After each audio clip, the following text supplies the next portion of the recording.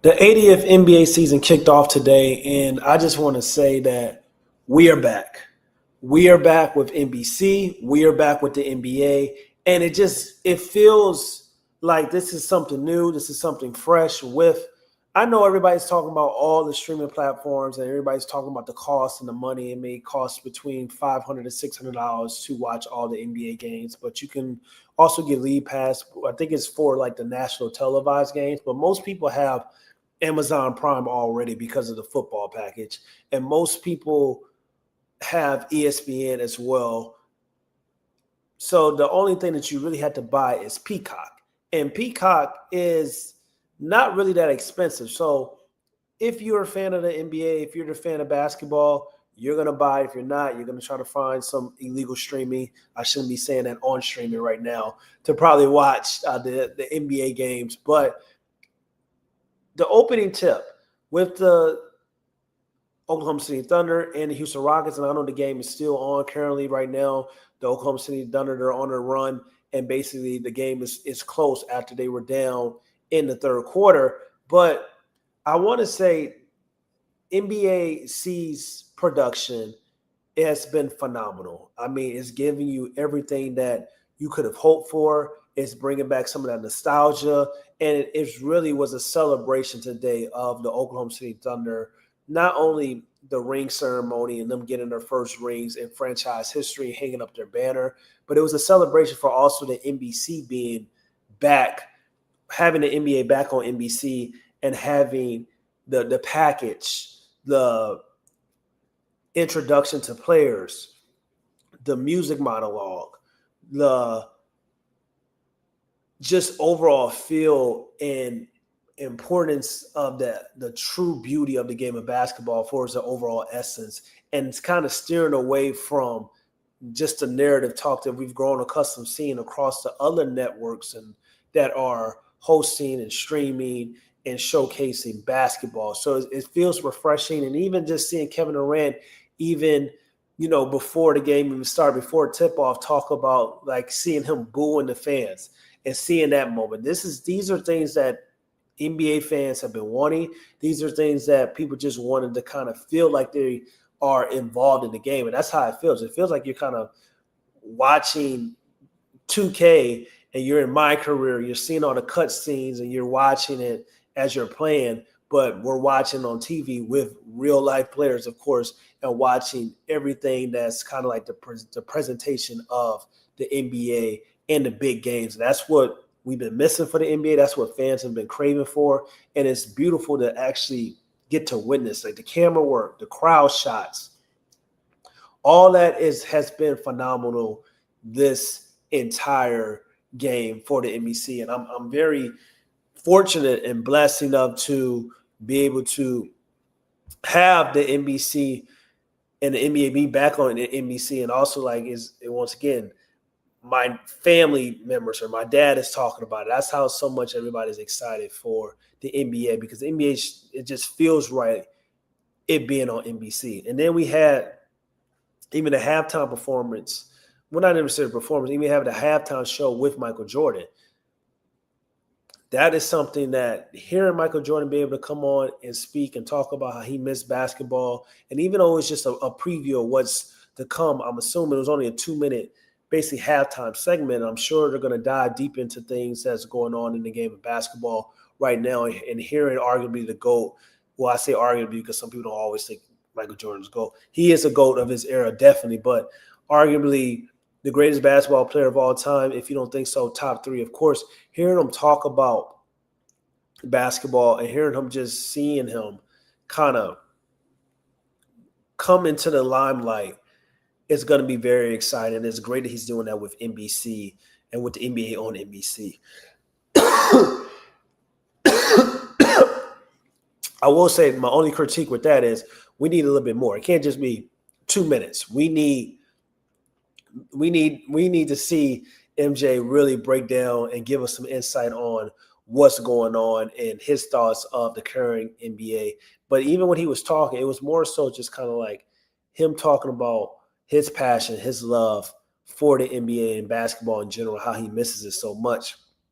And that's the type of commentary we need.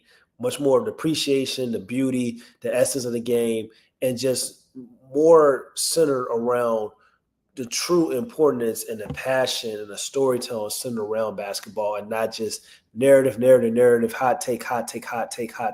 So it's really refreshing to see MJ, who is deemed a GOAT by most people, come on and talk about those things. And that's moving forward, I think that's going to be very, very important for the NBC to keep showcasing, because at the end of the day, we know what basketball and we know what sports media has kind of turned the NBA into.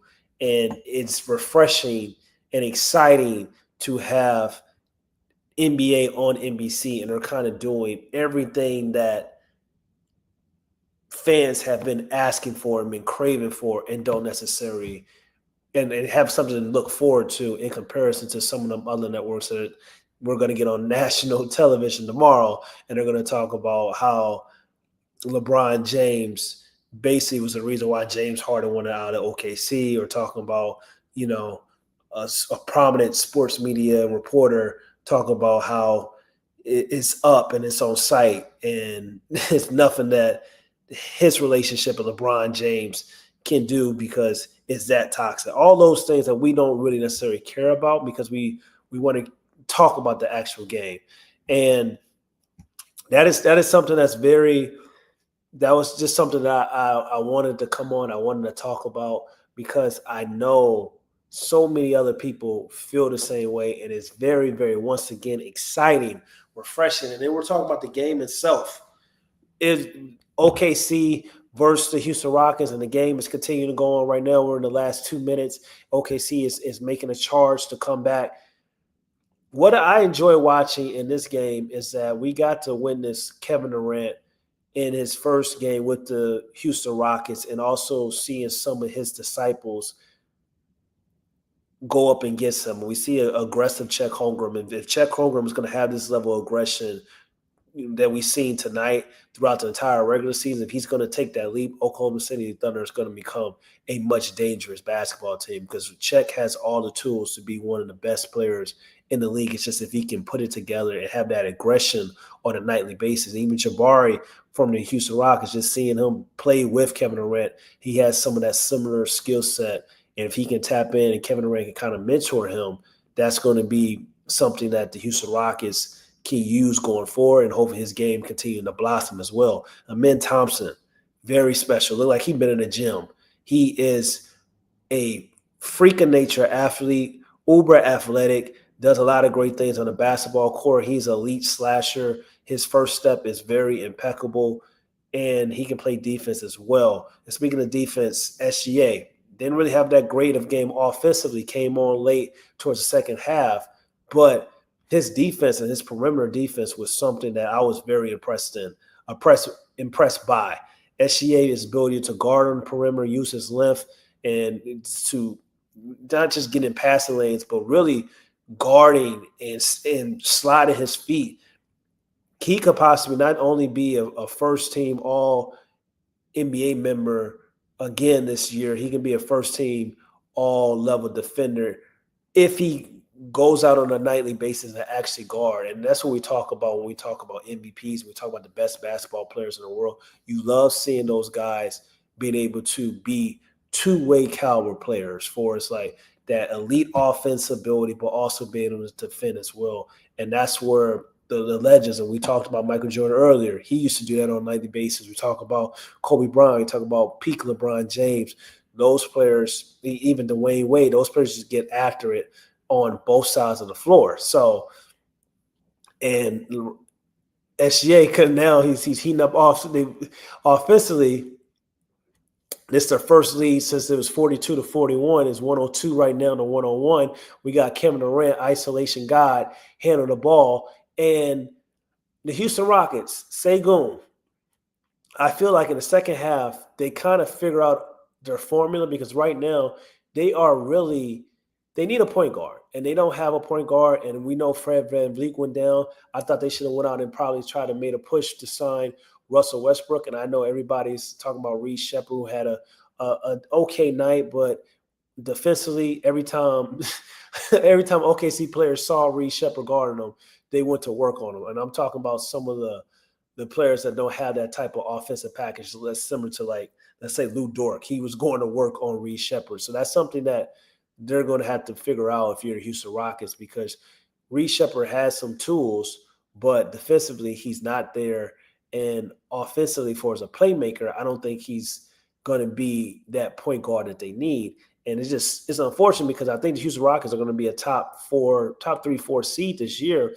But I don't know if not having a facilitator or doing this whole Amen Thompson bring the ball up the court, Kevin Durant bringing the ball up the court sometimes, I don't know if that's going to be a smart thing to do. And Kevin Durant really hasn't had that type of success with that type of structure, especially when we're talking about just last year with the Phoenix Suns as well. So I think you need somebody, especially to have court, to really set up the offense and get guys easy and open looks.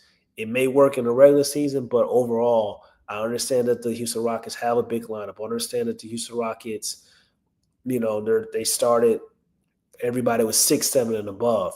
But at the same time, if you're not going to run your offense through Sengun, which I think they probably should do, like they were doing in the second half, because he is a Jokic disciple. Like, he does a lot of great things that similar to Nikola Jokic for his pass, his ability to get to his spots. His post-up game is not like Jokic, so that's something he has to work on. But I think if you run the offense through him and play off of him, I think you can possibly get away with them not having a point guard. But once again, the Houston Rockets, they got to figure out their offensive identity.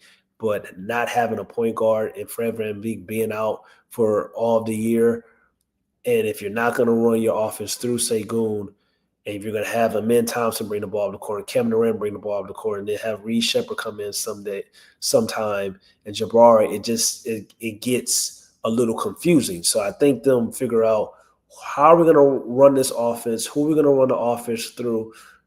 Are we going to look to try to possibly get a point guard at the trade deadline? That is something that the Houston Rockets are going, and some of the things they're going to be thinking about, and something that I'm going to be looking to see if they're going to do and incorporate over the course of the season. But Kevin Durant looks good, 37 years old, one of the best scorers, if not the best scorer this game has ever seen. His ability to get to a spot still, and we're talking about a player that is on a young team. I think this is a great opportunity for Kevin Durant to possibly win a championship in his last 3 years, possibly in the NBA. He signed that 2-year, $90 million deal, left money on the table. He could have signed a max contract. I think it was to like $120 to $130 million. But obviously Kevin Durant wants to win, and being on this young Houston Rockets team and being probably the player that can get them over the hump is something that I think Kevin Durant is going to do. I think he's going to get a ring before he retires. So right now, 101, 102 right now, Kevin Durant isolation, pass to the key, Sengun up the top, isolation with Alex Caruso. Should have made a cut. That's a tough bucket. 103, 102. Sengun utilized the mismatch and shot over the top. That's a fire bucket. SGA comes down, kicks it out, wide open three. 103, 102. Sengun with the ball. And that Jokic role right now.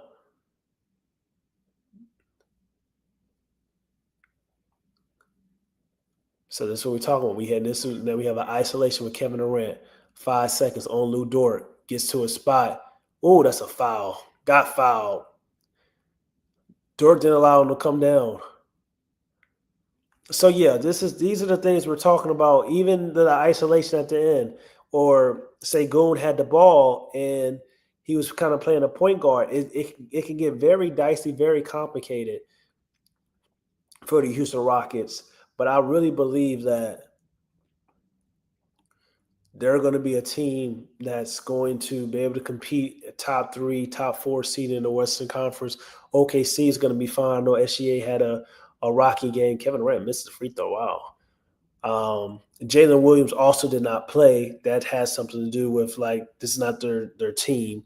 But I think OKC is going to be great. I think they should be the title favorites, but in a league we haven't had a back-to-back winner in 7 years, can they do it? Possibly, but the parity in the NBA is something that is special. I don't care what anybody talks about.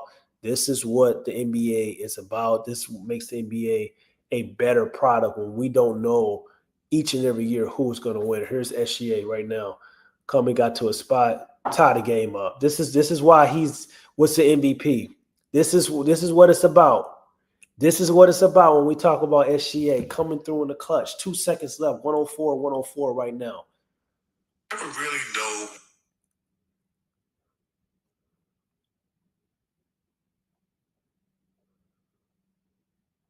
That's what we're talking about.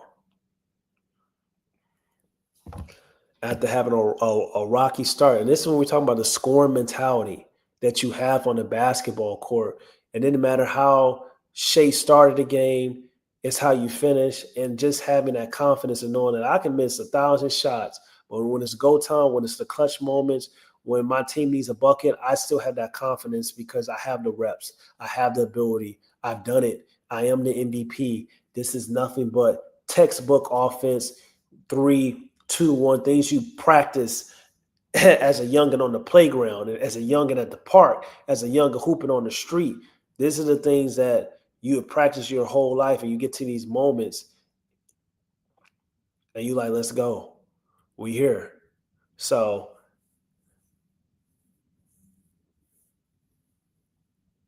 it's crazy. It's your boy, my case man. Make sure y'all like, comment, and subscribe, chat. And tap in with me. SGA 12 points in the fourth quarter. That's what we talking about.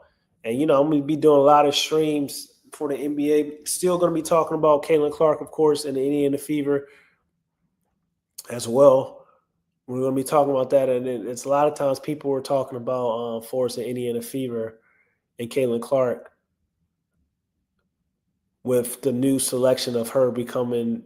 AP came out and basically gave their top 5 best college basketball players of all time. I understand why it was such an outcry with Caitlin Clark being mentioned on there, given to the fact that she is the all-time leading scorer on both in the men's and women's. That's a horrible shot.